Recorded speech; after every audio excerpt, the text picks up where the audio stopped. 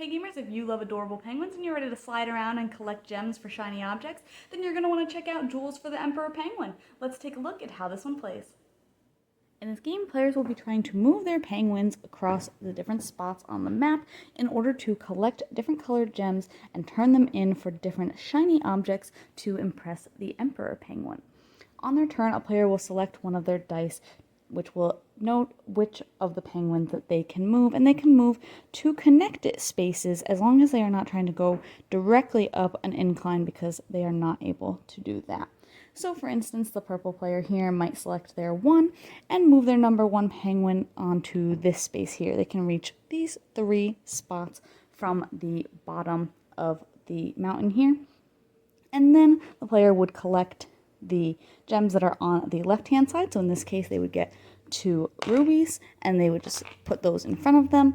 And then they would also be able to activate this side, which is spending 1 ruby for 1 emerald. And maybe they did decide to do that, so they would then end their turn with those. If there was any of the cards that were available that had the correct gems on them, they could turn them in and collect a card on their turn. Otherwise, they'll just end their turn, and then when they're done, they will re-roll that die to get a new number that will be available on a future turn for them if they would like. A player that has a snowflake or a 0 is able to use that to move any of their penguins if they'd like, so it's always good to save those for when you most need them. If a player moves one of their penguins onto a spot that already has one, so again, if the purple player was going and moved their 2 onto the same spot, they could choose to bump a lower numbered penguin onto a connected space, again, not going directly up. And then the spot that the most recent penguin moved to would activate, so again, they'd be able to do that left and that right. If there was already a penguin here, so if I was the purple player and bumped my penguin here, I would get to do the left-hand side, which again was turning a ruby into 2 emeralds, and then all players who are on this tile would get to do the action that is on the right-hand side if they so choose.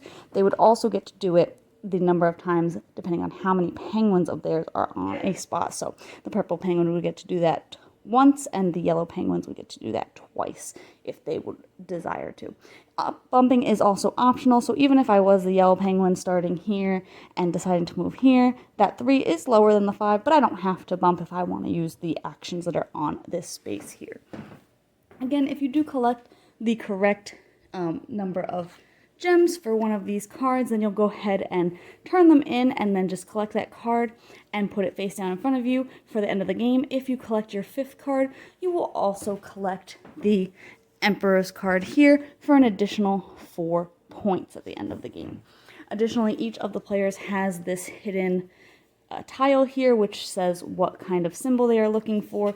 So if they are collecting these cards and they have those symbols, they'll earn bonus points for that as well. But that's not a prerequisite to getting those cards. It does not have to have your symbol in order for you to hand in the gems to get it. When somebody does collect their 5 cards and also this card as a reward, then every other player will get another turn to use their dice, move their penguins, and do whatever they need to do. And then they'll count up points, and the player with the most points will win. I thought this game was super cute, and I really liked the mechanisms. I thought that it worked really well, moving your penguins around and getting to push the smaller penguins so that they could do different actions, and you can kind of position yourself on the board to do the different things that you want to do, get the correct gems that you needed to collect certain cards and all of that. All of that worked really, really well for me. I also really liked that you could only bump your own penguins and you couldn't bump other players and mess them up. I thought that that was really nice because it could easily have been a more take that game, and it wasn't. So I really, really appreciated that. I did think there was a little bit of luck involved in areas where maybe I didn't expect it.